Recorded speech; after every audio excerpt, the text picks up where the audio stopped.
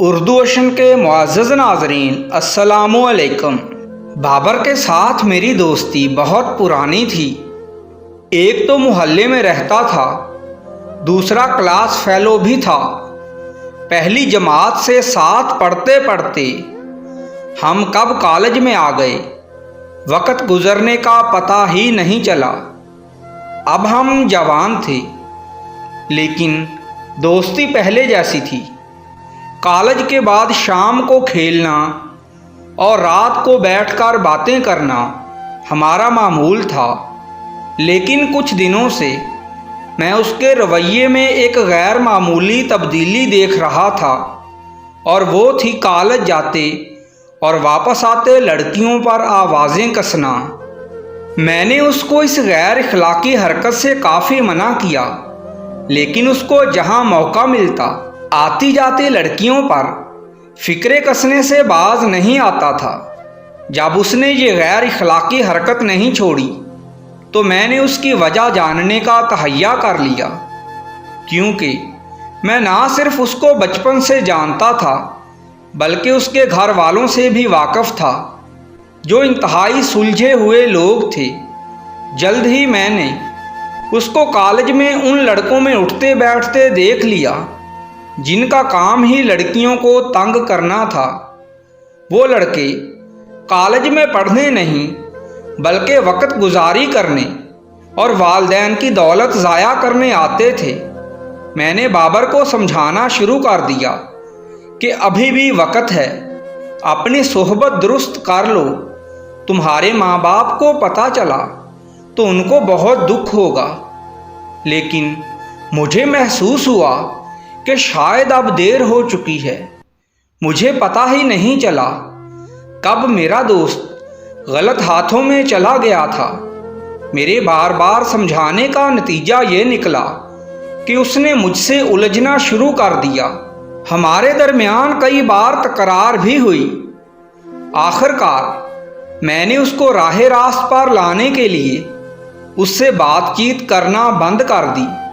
مجھے یقین تھا کہ وہ زیادہ دن میری ناراضگی برداشت نہیں کر سکے گا اور ضرور میری بات مان کر برے دوستوں کا ساتھ چھوڑ دے گا۔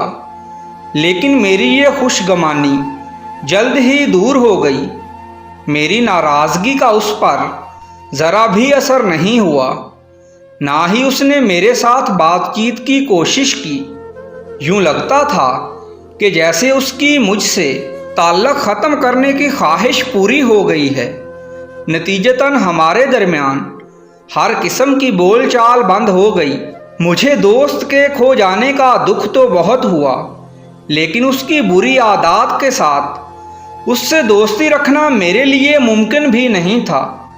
پھر ایک دن عجیب حادثہ ہو گیا جس نے بابر کی زندگی میں سب کچھ بدل کر رکھ دیا۔ ہوا کچھ یوں کہ ایک دوپہر کالج سے چھٹی کے بعد گھر جاتے ہوئے مجھے بھوک محسوس ہوئی تو میں ایک ہوٹل پر کچھ کھانے کو رک گیا۔ ابھی مجھے بیٹھے کچھ دیر ہی گزری تھی کہ بابر اور اس کے چھچورے دوست بھی ہوٹل پر پہنچ گئے اور مجھ سے تھوڑا ہٹ کر کرسیوں پر بیٹھ گئے۔ حسب معمول ان کا موضوع بحث لڑکیاں ہی تھیں جس پر وہ زور و شور سے بحث کر رہے تھے۔ مجھے اپنے دوست پر شدید افسوس ہو رہا تھا۔ پہلے تو میں نے سوچا کہ ایسی گھٹیا باتیں سننے سے بہتر ہے کہ یہاں سے اٹھ کر چلا جاؤں، لیکن میں تب تک سموسے اور چائے کا آرڈر کر چکا تھا، اس لیے بیٹھے رہنا ہی پڑا۔ اتنی دیر میں سامنے سے آتی دو لڑکیاں سب کی توجہ کا مرکز بنی ہوئی تھیں۔ شاید کسی قریبی کالج کی طالبہ تھیں، ایک جیسا یونیفارم پہنے، اسکول بیگ کاندھوں سے لٹکائے وہ تیز دھوپ میں سڑک کے کنارے کنارے چلی آ رہی تھیں۔ بابر سمیت سب لڑکے ان دونوں کے متعلق ہی گرما گرم باتیں کر رہے تھے۔ ان کے منہ سے گھٹیا اور زبانی باتیں سن سن کر میرے کان سرخ ہو رہے تھے۔ وہ سب سامنے سے آتی لڑکیوں پر طرح طرح کی شرمناک شرطیں لگا رہے تھے اور باتوں باتوں میں مزے لے رہے تھے۔ اچانک بابر کی آواز بلند ہوئی، اتنی گرمی میں بیچاری پیدل چل کر آ رہی ہیں، ان کی تو پسینے سے گیلی ہوئی پڑی ہوگی۔ بابر کی یہ بات سن کر سب دوستوں نے زوردار قہقہا لگایا۔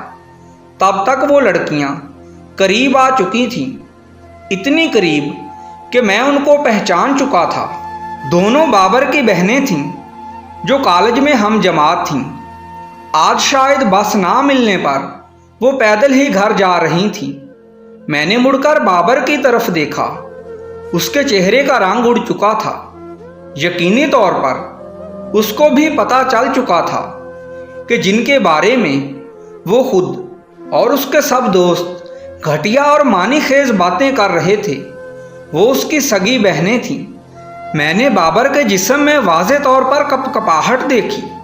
وہ لڑکیاں کب کی وہاں سے گزر چکی تھیں، لیکن بابر کے دوست ابھی تک اپنی باتوں سے ان کے جسم کا ایکس رے کر کے اپنی اپنی رائے دے رہے تھے۔ بابر تو شاید زمین میں دفن ہو چکا تھا۔ میں وہاں سے فوراً اٹھ کر گھر روانہ ہو گیا۔ مجھے اپنے دوست کی حالت پر دکھ ہو رہا تھا۔ اتنی جلدی وہ اپنے کیے کی سزا پا لے گا، میں نے سوچا بھی نہیں تھا۔ اگلے کئی دن بابر مجھے کالج نظر نہیں آیا تو میں پریشان ہو گیا۔ میں سمجھ سکتا تھا کہ وہ کالج کیوں نہیں آ رہا۔ وہ کسی صورت میرا سامنا نہیں کرنا چاہتا تھا۔ ایک شام میں خود اس کے گھر چلا گیا۔ اس کی امی اور بہنیں مجھے اتنے دنوں بعد اپنے گھر دیکھ کر بہت خوش ہوئیں۔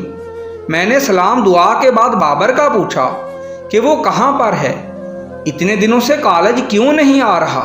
تو بابر کی امی نے رونا شروع کر دیا۔ میں ایک دم پریشان ہو گیا۔ انہوں نے مجھے بتایا کہ وہ بہت دنوں سے کمرے میں بند ہے، نہ تو ٹھیک سے کچھ کھاتا ہے، نہ ہی کسی سے بات کرتا ہے، اس کو بخار بھی رہتا ہے۔ ہم سب اس کی وجہ سے بہت پریشان ہیں۔ جب میں بابر کے کمرے میں گیا تو اس کی حالت دیکھ کر میرا دل بھر آیا۔ مجھے اپنے سامنے پا کر وہ مجھ سے لپٹ کر بچوں کی طرح رونے لگا، مجھ سے بار بار معافی مانگ رہا تھا اور کہہ رہا تھا کہ اگر میں تمہاری بات مان لیتا تو مجھے وہ دن نہ دیکھنا پڑتا۔ میں نے ہر طرح سے اس کو جذباتی طور پر سنبھالا اور کہا کہ یہ سب کچھ تمہارے نصیب کا لکھا تھا، تم شکر ادا کرو کہ ایک ٹھوکر سے بر وقت سنبھل گئے۔ خیر کافی دیر بعد جب وہ کچھ نارمل ہو گیا تو میں اس کو اچھا سا کھانا کھلانے باہر لے گیا۔